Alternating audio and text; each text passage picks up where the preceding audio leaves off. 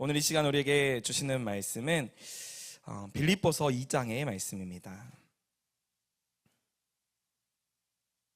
빌립보서 2장 우리 1절부터 11절까지의 말씀인데요. 빌립보서 2장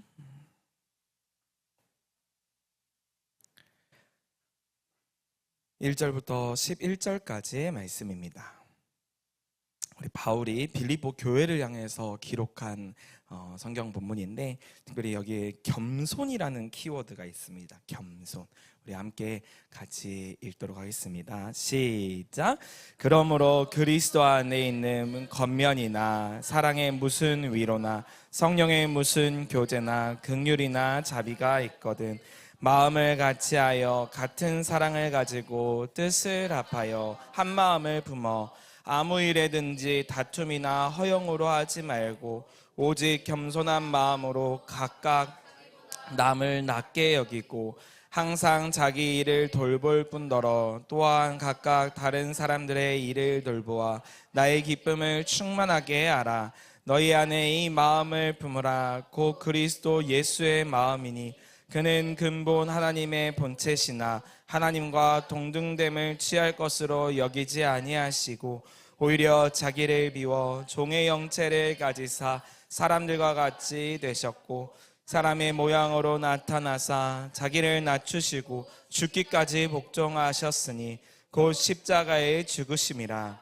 이러므로 하나님이 그를 지극히 높여 모든 이름 위에 뛰어난 이름을 주사 하늘에 있는 자들과 땅에 있는 자들과 땅 아래에 있는 자들로 모든 무릎을 예수의 이름에 꿇게 하시고 모든 입으로 예수 그리스도를 주라 시인하여 하나님 아버지께 영광을 돌리게 하셨느니라. 아멘. 아멘. 오늘 이 말씀을 중심으로 겸손이 능력입니다. 겸손이 능력입니다 라는 제목으로 함께 말씀을 나누기를 원합니다.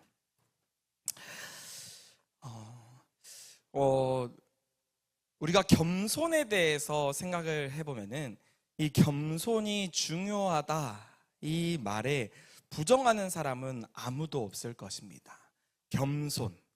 겸손이 참 중요하죠. 세상에 믿는 사람들과 믿지 않는 사람들 모두가 이 겸손이 너무나도 중요하다는 것을 압니다. 그런데 우리 그리스도인들에게는 이 겸손이 정말 중요한데요. 그 이유가 오늘 본문 가운데 나타나고 있습니다. 세상에서는 사람들이 자신의 능력을 뽐내기를 원합니다. 내가 얼마만큼 잘하고 내가 얼마만큼 멋있는지, 자기 PR, 내가 진짜 잘하고 있는 것들을 나타내 보여야 사람들이 나를 인정해 주잖아요. 그런데 성경에서는 뭐라고 얘기를 하냐면 내 능력을 자랑하는 것이 중요한 게 아니다 라고 성경은 오히려 이야기를 합니다. 그 이유가 뭐냐면 오늘 이 빌립보서에 기록되고 있는 이 성경의 이야기인데요. 바울이 지금 이 빌립보 교회를 향해 가지고 어떠한 이야기를 하냐면 바울 서신들의 대부분은 그 교회를 향해서 쓴 편지들인데 그 편지의 내용들이 교회의 문제들을 다루고 있습니다.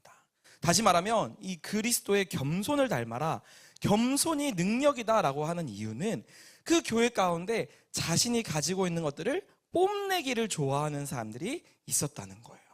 그래서 바울은 이 문제를 해결하고자 오늘 본문 가운데에서 이렇게 얘기를 하고 있어요. 뭐라고 얘기를 하냐면 2장 4절의 말씀을 보면은 나의 기쁨을 충만하게 해라. 지금 내가 너희의 이야기를 들었는데 너희들 정말 지금 쉽지 않겠다. 너희 정말 다툼이 있고 그 가운데 많은 어려움들이 있구나. 근데 내가 이 이야기를 들어봤을 때 이 문제를 해결하는 방법이 있어. 그걸 내가 한번 설명해 줄게 라면서 기록하고 있는 내용입니다. 여기서 바울이 정말 중요하게 생각하는 바울의 신앙의 어떤 정수와도 같은 바울의 기독론을 오늘 성경에서는 기록을 하고 있는데요. 예수님이 누구신가? 또 예수님이 어떤 분이신지를 오늘 본문 가운데서 기록을 하고 있습니다. 그래서 바울은 예수님이 어떤 분이신지를 알면은 사실 너희 교회 문제는 아무것도 아니야. 예수님이 어떤 분이신지를 알게 되면 이 교회의 문제는 그냥 쉽게 해결되어져 라고 이야기를 하고 있는 것입니다. 왜 교회가 문제가 생기고 왜 교회에 아픔이 일어납니까? 그 이유는 바로 교회의 주인이 예수님이신데 내가 예수를 알지 못하고 내가 예수를 누구이신지를 잊어버리고 살기 때문에, 예수님이 교회에서 드러나지 않기 때문에 그 사람들이, 나의 교만함들이 나타나기 때문에 교회에 문제가 생겨나게 되는 것입니다. 그래서 바울은 이 모든 서신서들을 보면은 뭐라고 얘기를 하냐면 앞장에서는 복음을 설명을 해요. 그 교회 가운데 있는 문제들을 바로 이야기를 하는 게 아니라 너희가 믿는 예수님이 누구인지를 알아라. 너희가 믿는 하나님이 누구인지를 알고 진짜 그 복음이 뭔지를 먼저 너희가 알아야 된다. 그리고 나서 그 복음이 너의 삶의 실제가 되게 해라. 이거를 예전에 우리 박정 목사님께서는 그런 얘기를 하셨었죠. 교리를 먼저 얘기를 하고 그 교리를 가지고 윤리로 만들었다, 이런 이야기를 한 적이 있었습니다. 바울은 이 복음에 대해서 늘 변론하기를 기뻐했고, 문제 해결에서도 어떤 상황과 환경을 바꾸려고 한 것이 아니라 가장 중심이 되는 본질, 그 복음을 설명하기를 원했다는 거예요. 교회에 문제가 있는 이유는 교회의 주인이 예수님인데 예수님이 드러나지 않고 사람들이 드러나기 때문에 이런 문제가 일어난다라고 얘기를 하면서 바울이 너희는 예수님이 누구인지를 알아야 돼 라고 설명을 하고 있는 본문입니다. 그러면서 오늘 본문 이렇게 얘기를 해요. 2장 1절 말씀인데, 그러므로 그리스도 안에서 무슨 권면이나 사랑의 무슨 위로나 성령의 무슨 교제나 긍휼이나 자비가 있거든 너희는 무엇을 해야 되냐며 마음을 같이 해라. 그리고 같은 사랑을 품고 뜻을 합하여서 한 마음을 품어라. 여기서 중요한 포인트가 이 한 마음입니다. 한 마음. 교회가 한 마음이 되어야 된다. 그러지 않으면 교회에 분란이 일어나고 교회가 아파하게 된다라고 말씀하고 있는 것입니다. 왜 그렇습니까? 교회의 원리가, 교회는 하나 되기 위해서 존재하기 때문이에요. 교회는 어떤 사역을 하기 위해서 존재하는 것이 아니고요, 어떤 일을 하기 위해서 존재하는 것이 아닙니다. 세상에 어떤 위대한 업적을 남기기 위해서 교회가 존재하는 게 아니고요, 교회는 하나 되기 위해서 존재하는 것입니다. 그래서 서로가 다르고 서로가 온전하지 못할지라도 이 하나됨을 잃지 않는 것, 이게 교회의 본질입니다. 교회가 이 하나됨을 잃어버리면요 분열하게 돼요. 그래서 서로 상처를 입게 되고요, 교회 안에서도 서로 경쟁과 시기와 질투로 인해서 늘 싸움이 일어나는 것들을 우리가 눈으로 보게 되어집니다. 왜 그러냐면은 교회의 본질을 잃어버리기 때문이에요. 예수 그리스도라는 이 예수님께서 우리에게 베푸신 그 구원의 놀라움을 잊어버리고 눈앞에 보여지는 어떤 태스크, 어떤 일 중심의 모습들이 나타날 때 우리는 한 마음을 잃어버리게 되어지고 교회가 분열하게 되는 것입니다. 예수님께서도 이러한 말씀을 하십니다. 곧 내가 그들 안에 있고 아버지께서 내 안에 계시며 그들로, 지금 제자들을 설명을 하고 있는데 예수를 믿는 사람들을 얘기합니다. 교회를 얘기를 하는 건데요, 온전함을 이루어서 하나가 되게 하려고 한다. 그 이유는 아버지께서 나를 보내신 것처럼 또 나를 사랑하신 것처럼 그들도 교회를 하나님께서 정말로 사랑하신다는 것을 그들이 하나됨을 통해서 세상을 알게 하기 위함이다. 이 말은 무슨 말이냐면 교회가 하나 될 때 세상이 하나님의 사랑을 알게 된다는 거예요. 그런데 교회에 사랑이 없어지는 시대들입니다. 지금 우리가 살아가는 이 시대는요, 교회 안에서도 사랑이 없습니다. 세상은 원래 사랑이 없어요. 하나님을 믿지 않기 때문에 사랑이 존재하지 않습니다. 그런데 교회 안에서도 사랑이 식어져 가고 있는 시대를 우리가 살아가고 있진 않는지 우리 스스로가 점검해 보아야 합니다. 그래서 이 공동체가 하나 되는 것, 교회가 하나 되는 것, 하나님께서는 교회가 하나됨을 통하여서 세상에 하나님의 사랑을 나타내 보이시기를 원하신다. 이 사실을 우리가 기억함으로 우리가 정말 이 교회 안에서 하나됨을 잃지 않는 저와 여러분 되시기를 주님의 이름으로 소망합니다. 아멘. 이 하나됨이 언제부터 깨지기 시작을 했냐면요, 우리가 잘 알고 있는 것처럼 아담과 하와 때에 하나됨이 끊어지기 시작했습니다. 하나님께서 아담에게 명령하셨어요. 사랑하는 아담아, 너는 이 동산 중앙에 있는 이 나무의 열매는 먹지 마 하면서 하나님께서 한 마음을 주셨어요. 그런데 누가 왔죠? 뱀이 찾아왔어요. 뱀이 하나님과 아담을 분열하기 시작합니다. 한 마음을 쪼개기 시작을 해요. 그래서 하와를 꼬드겨서 마치 하나님이 그렇게 얘기하신 것처럼, 마치 하나님이 이상한 하나님인 것처럼 마음에 분열을 심어 주어집니다. 그래서 이 분열이라는 것은요, 영어로는 디비전이라는 단어인데, 이 디비전이라는 단어를 보면은 합성어입니다. D라는 뜻이 두 개의, 비전이라는 뜻은 말 그대로 비전입니다. 사명이에요. 마음입니다. 하나님께서 한 마음을 주셨는데 그 마음을 같이 하지 않고 두 개로 나눠지게 되는 것, 이게 분열의 징조예요. 그래서 교회를 분열시키는 가장 좋은 방법을 제가 소개를 해드릴 텐데, 서로 다른 말을 하시면 교회가 분열됩니다. 하나님께서 말씀을 통해서 우리에게 말씀하시는 것들, 특별히 지금 우리가 E2B를 하고 있잖아요.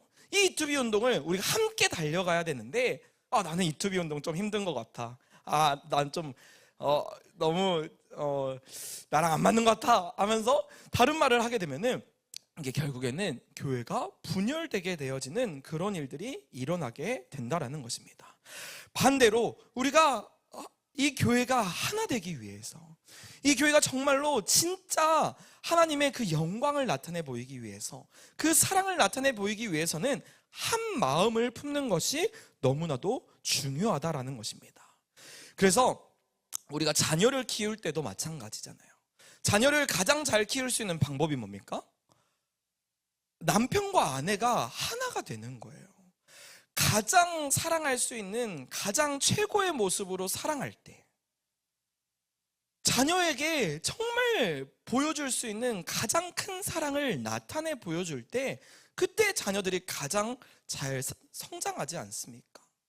그런데 하나가 되지 않고 늘 싸우고 다투고 시기하고 집에서 말도 하지 않고 이런 일이 일어나면은 자녀들이 마음 가운데 상처를 입게 되고 더 힘들어지게 되는 것이죠. 저는 오늘날에 정말 많은 청년들이 비혼을 외치잖아요. 결혼하지 않겠다고 외치고, 또 동성애를 이렇게 굉장히 많은 청년들이 옹호하고 또 기뻐하는데, 저는 그 이유 중에 하나가 부모 세대에게도 또 있다고 생각을 해요.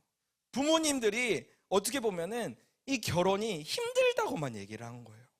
결혼의 가치에 대해서는 설명하지 않고, 결혼이 얼마나 소중한 것인지는 설명하지 않고, 결혼하는 게 내 인생을 포기하는 것이고 내 자녀들에게 내 삶을 버리는 거다, 이렇게 가르쳐서 자녀들이 결혼하기를 싫어하는, 저는 이 모습이 너무나도 안타까웠습니다. 근데 교회에서도요, 교회가 분열되어지는 것들이 다른 것들이 아니라 그냥 같은 마음, 같은 생각을 품는 것이 아니라 서로의 다른, 내가 어떤 잘하는 것들을 보여주고 싶고 내가 더 잘하는 것들을 나타내 보여주고 싶은 이러한 것들이 교회의 아픔으로 남을 수 있다라는 거예요. 그래서 바울은 뭐라고 설명을 하냐면, 너희는 어떤 일을 할 때 아무 일에든지 다툼이나 허영으로 하지 말아라. 이 다툼이라는 말은 서로 시비거리를 만들면서 하지 말아라. 교회 안에서 무슨 일을 할 때 서로 다툼이 일어나게 하지 말아라. 우리가 어떤 일을 하다 보면은 그런 다툼이 날 수 있잖아요. 내가 옳은 것들이 있고, 내가 생각했을 때는 이게 중요하니까 이렇게 이거 해야 됩니다 하면서 어떤 시비가 일어날 수 있습니다. 근데 그렇게 하지 말라는 거예요. 또 허영은 뭡니까? 자기 자신을 과시하는 거예요. 내가 잘하고 있는 것을 뽐내는 것입니다. 그래서 이 다툼과 허영으로 하지 말고 오직 무엇으로 하라고요? 겸손한 마음으로 각각 자기보다 남을 낮게 여겨라 라고 얘기를 하고 있습니다. 우리 그리스도인들에게는 이 겸손함이 너무나도 중요합니다. 어떻게 보면 이 겸손이 전부라고 해도 과언이 아니에요. 제가 왜 그런지 차츰차츰 설명해 드리겠습니다. 이 겸손함, 우리의 삶에서 겸손함이 없다면, 예수님을 믿는데 겸손함이 없다면 그거는 반쪽짜리 그리스도인입니다. 아니, 저는 허울뿐인 그리스도인이라 생각해요. 제가 그랬습니다.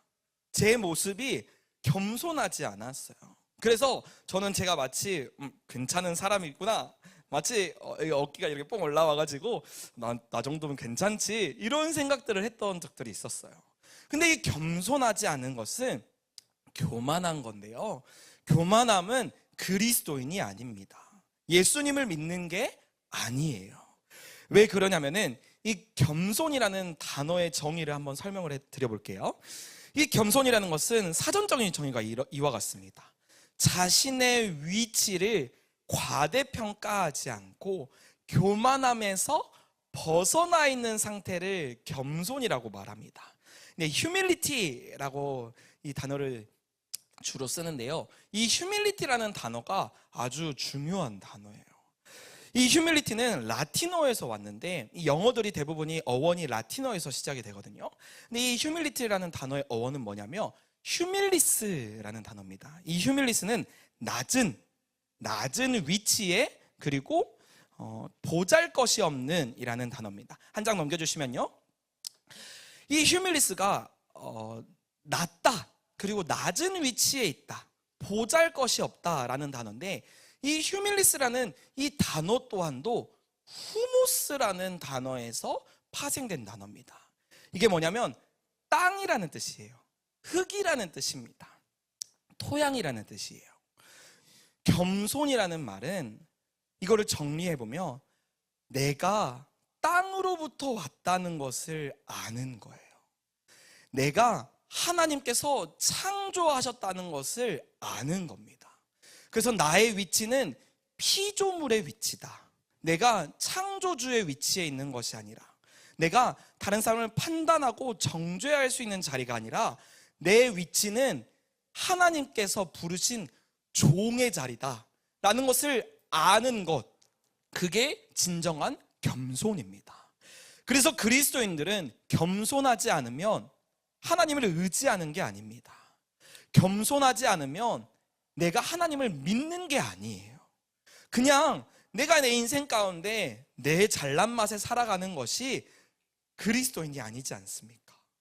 진짜 그리스도인은 하나님께서 우리의 삶 가운데 모든 것을 채워주셨고 인도하신다는 것을 아는 것, 그것을 믿는 것이 진짜 그리스도인인데, 그러기 위해서는 우리가 회복되어져야 될 이 가장 중요한 것이 이 겸손입니다. 사랑하는 성도 여러분, 저와 여러분 가운데 이 겸손함, 나의 위치를 알고 하나님이 나의 주인이심을 알아 하나님을 온전히 의지할 수 있는 저와 여러분이 되시기를 주님의 이름으로 소망합니다. 아멘. 그래서 오늘 본문 가운데서는 이렇게 얘기를 합니다. 이 겸손을 자기보다 남을 더 낮게 여기는 태도다.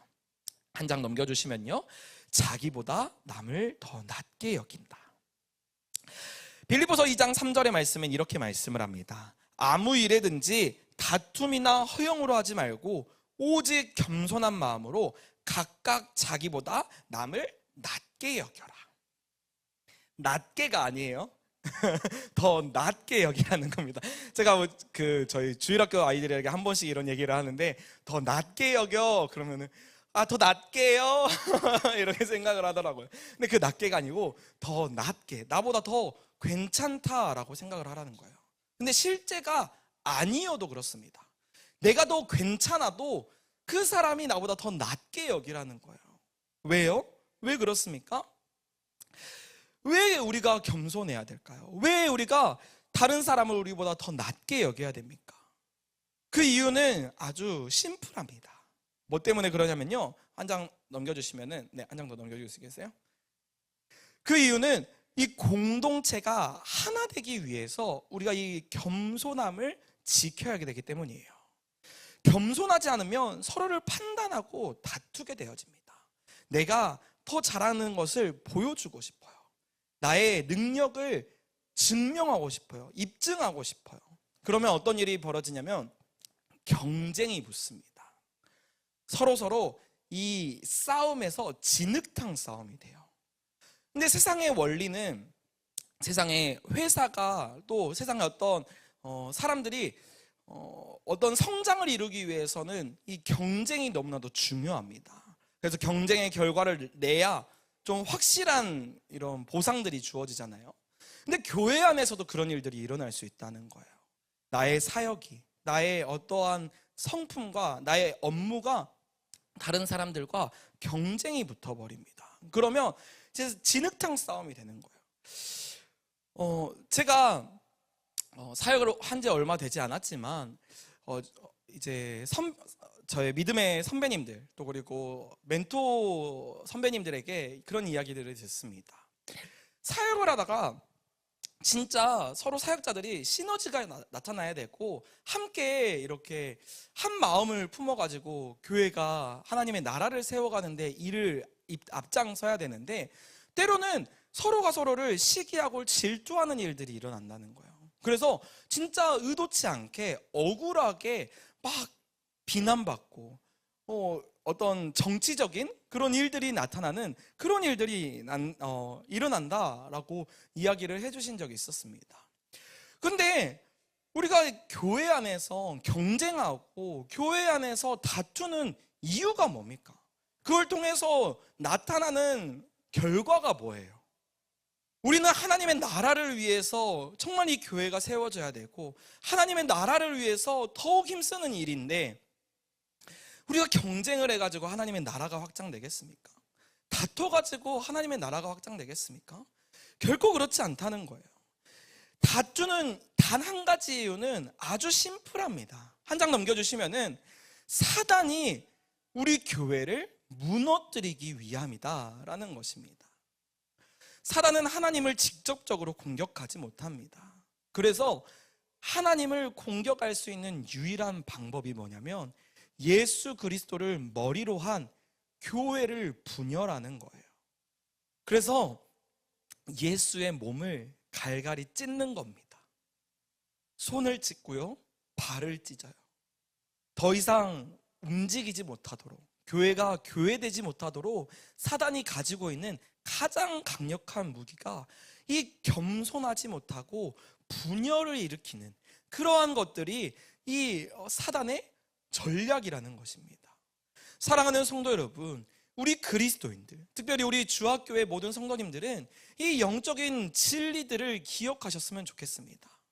저뿐만이 아니라 제가 이번에 광주에 내려갔을 때 많은 것들을 제가 또 보고 경험을 했거든요. 근데 저 안에 정말 겸손하지 못한 교만한 모습들을 제가 많이 보았습니다. 그래서 이 말씀을 묵상을 하는데, 내가 진짜 이렇게 교만한 사람이구나, 내가 진짜 생각보다 밥맛이구나 이런 생각을 많이 했거든요. 근데 그 이유가 있었어요. 그 이면에 하나님께서 정말 기뻐하시는 일들을 하기 위해서 교회가 세워지는데 사단이 지속적으로 우리 안에 교만함을 넣어주고 있었더라고요. 그래서 다른 사람들을 비방하고 비판하는 그러한 생각들이 우리 가운데 없어져야 되는데, 그 이유가 오늘 이 말씀과 더불어서 야고보서 4장에서도 이런 말씀을 하고 있습니다. 뭐라고 얘기를 하냐면, 형제들아 서로 비방하지 말아라. 형제를 비방하는 자나 형제를 판단하는 자는 곧 율법을 비방하고 율법을 판단하는 것이다. 너가 만일 율법을 판단하면 율법의 준행자가 아니라 재판관이다. 이 말은 무슨 말이냐면 말씀을 가지고 그것을 다른 사람들에게 계속 적용을 하게 되어지는 거예요.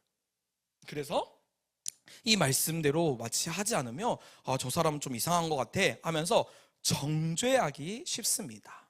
근데 그 정죄는 율법의 준행자, 율법을 지키는 사람이 하는 것이 아니라 율법을 재판하는 사람이 하는 것이거든요. 근데 때로는 우리가 율법의 준행자가 아니라 재판관의 자리에 있어요. 이게 교만입니다. 내 자리를 알지 못하고 하나님의 자리를 자꾸 눈독 들이는 거예요. 그래서 12절에 이렇게 말씀합니다. 입법자와 재판관은 오직 한 분이시다. 능히 구원하시기도 멸하시기도 하는 우리 하나님 한 분이 우리의 유일한 재판관이시다 라고 말씀하고 있습니다. 사랑하는 성도 여러분, 오늘 이 마지막 이 문장이 제 마음에는 꽂혔거든요. 너는 누구이기에 이웃을 판단하느냐. 사랑하는 성도 여러분, 저와 여러분의 삶 가운데 때로는 다른 사람들을 판단하고 정죄하는 그런 마음이 있다면 오늘 이 시간 정말 간절하게 회개하셨으면 좋겠습니다. 내가 지금 하나님의 자리에 있구나. 내가 하나님을 믿는다고 말하면서도 다른 사람들을 정죄하고 비판하며 마치 내가 하나님의 자리에 앉아서 다른 사람들을 깔보고 있구나 라는 것을 기억하고 회개할 수 있는 저와 여러분 되시기를 주님의 이름으로 소망합니다. 아멘. 그러면 어떻게 하면 우리가 겸손할 수 있습니까? 겸손하기 위한 방법이 무엇입니까? 오늘 말씀 가운데 아주 심플하게 설명하고 있어요. 어떻게 하면 겸손할 수 있냐면 그리스도의 마음을 품어라 라고 얘기를 합니다. 그리스도의 마음. 이 그리스도의 마음이 어떤 마음입니까? 오늘 5절의 말씀인데요. 우리 같이 한번 읽어보겠습니다. 5절부터 우리 7절까지의 말씀입니다. 우리 같이 한번 읽겠습니다. 시작. 너희 안에 이 마음을 품으라. 곧 그리스도 예수의 마음이니 그는 근본 하나님의 본체시나 하나님의 동등됨을 취할 것을 여기지 아니하시고 오히려 자기를 비워 종의 형체를 가지사 사람들과 같이 되셨고. 아멘. 이 예수님의 마음을 너희가 품어야 된다. 이것이 곧 겸손한 마음이고 그리스도인의 마음이다. 교회가 반드시 가져야 될 마음인데 이 마음은 무슨 말이냐면 7절에 오히려 자기를 비워라. 한 장 앞으로 넘겨주시면은 자기를 비워라 라고 얘기를 하고 있어요. 자기를 비운다. 이것은 케노시스라는 단어인데요. 한 장 넘겨주시면 온전히 자기 자신을 내려놓는 겁니다. 자기 자신을 내려놓는 거예요. 예수님께서는 하나님이십니다. 예수님은 우리 하나님이신데 하나님께서 우리를 구원하기 위해서 자신의 신적인 권력과 자신의 신적인 모든 것들을 내려놓으시고 사람이 되셨어요. 이것은 무슨 말이냐면 과부의 마음은 과부가 가장 잘한다 이런 얘기가 있잖아요. 호레비의 마음은 호레비가 가장 잘 알아요. 호레비가 되어보지 않은 사람은 호레비의 마음을 잘 알지 못합니다. 그러겠죠. 근데 그 아픈 사람, 힘든 사람을 위해서 내가 가지고 있는 권리, 내가 가지고 있는 소유를 포기할 수 있는 것, 이게 그리스도의 마음입니다. 예수님은 하나님이신데도 불구하고 나를 구원하기 위해서, 내가 죄인이기 때문에 나를 구원하기 위해서 예수님께서 이 땅에 인간의 몸을 입고 사람의 몸으로 오셨다는 거예요. 그래서 나 자신을 완전히 비우고, 비우는 것에 끝난 게 아니라 여기 지금 말씀에 나와 있는데 심지어는 사람이 안 변해요. 사람이 그 사랑을 알지 못해요. 그러니까 예수님이 어떻게 하시냐면 예수님이 죽습니다. 사실 하나님이시면 인간을 죽여도 누가 뭐라 하겠어요? 제가 아이들이랑 이렇게 같이 체육을 한 번씩 나가면 애들이 개미를 굉장히 좋아해요. 그래서 개미를 보면 막 개미를 이렇게 막 밟고 누르는 친구들이 한 명씩 있거든요. 개미를 개미를 어떻게 하든지 사실 그렇잖아요. 그거는 얼마든지 할 수 있을 거란 말이에요. 근데 하나님께서도 우리 인간을 보시면서 그렇게 하실 수도 있음에도 불구하고 사람을 죽이지 않으셨습니다. 하나님께서 사람이 정말 죄인이어가지고 그냥 다 죽여버리고 그냥 쉽게 그냥 새로운 도화지 그리자. 아유 뭐 이거 건축 새로 다시 하려면 힘들다. 그냥 다 엎고 다시 세우자. 이렇게 하면 마음 편하실 거잖아요. 근데 어떻게 하시냐면 예수님이 이 땅 가운데 오셔가지고 자기 자신을 다 비우시고 심지어는 나를 위해서 나의 죄를 구원하시기 위해서 죽기까지 복종하셨다는 거예요. 사랑하는 성도 여러분, 저와 여러분 가운데 이 마음이 있으십니까? 내 이웃을 위해서 죽으실 수 있으십니까? 아니, 죽는 것까지도 바라지 않습니다. 내 옆에 있는 사람을 위해서 내가 가지고 있는 돈, 내 소유를 전부 줄 수 있습니까? 아무도 그럴 사람이 없을 것 같아요. 아니, 저부터 그렇습니다. 저도 정말 힘들어하는 사람에게 제 모든 것을 다 줄 수가 없을 것 같아요. 근데 예수님께서는 우리에게 그런 사랑을 베풀으셨다. 너희가 이 사랑을 안다면, 너희가 이 사랑을 진짜 믿는다면 너희 다투지 마, 자랑하고 과시하지 마. 지금 이 얘기를 하고 있는 것입니다. 사랑하는 성도 여러분, 저와 여러분의 마음 가운데 그리스도의 마음이 있으십니까? 정말 내 옆에 있는 사람을 위해서 같이 울어줄 수 있고, 같이 눈물을 흘릴 수 있고, 같이 아파할 수 있고, 나의 소유를 심지어는 팔아서라도 내가 가지고 있는 가장 소중한 나의 시간, 나의 명예, 나의 그 어떠한 것이라도 내어줄 수 있는 그런 마음이 있으십니까? 사랑하는 성도 여러분, 저와 여러분에게 이 마음이 회복돼야 될 줄 믿습니다. 이것이 우리 그리스도인의 능력인데요, 그냥 아무 이유 없이 그냥 다 나눠줘라 하는 게 아닙니다. 하나님께서 너희 멍청하니까 너희 가지고 있는 거 다 팔아, 이렇게 얘기하지 않으세요. 하나님이 안 계시다면 이렇게 안 해야죠. 하나님이 안 계시다면 이건 억울한 일입니다. 그런데 우리는 하나님이 계시지 않습니까? 뭐라고 얘기하시냐면은 8절의 말씀이 이렇게 말씀합니다. 죽기까지 복종하셨으니 이 복종에서 끝나는 것이 아니라 그러므로 9절에 하나님이 그를 지극히 높여 모든 이름 위에 뛰어난 이름을 주사 하늘에 있는 자들과 땅에 있는 자들과 땅 아래에 있는 모든 무릎을 예수의 이름에 무릎 꿇게 하시고 모든 입으로 예수를 주라시나요 하나님 아버지께 영광을 돌리게 하셨느니라. 아멘. 하나님께서 우리가 베풀고 우리가 선행하는 모든 것들 하나님께서 갚아주시겠다는 거예요. 우리 하나님은 공짜가 없으십니다. 우리 하나님은 공평하신 하나님이시거든요. 우리 하나님께서 우리의 억울함, 우리의 아픔, 우리의 슬픔요, 하나님께서 그냥 두지 않으십니다. 반드시 갚아주세요.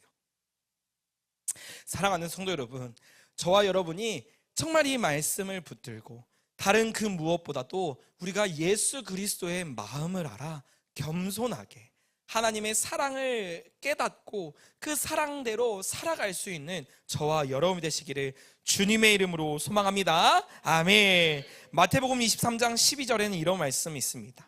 누구든지 자기를 높이는 자는 낮아지고 자기를 낮추는 자는 높아지리라.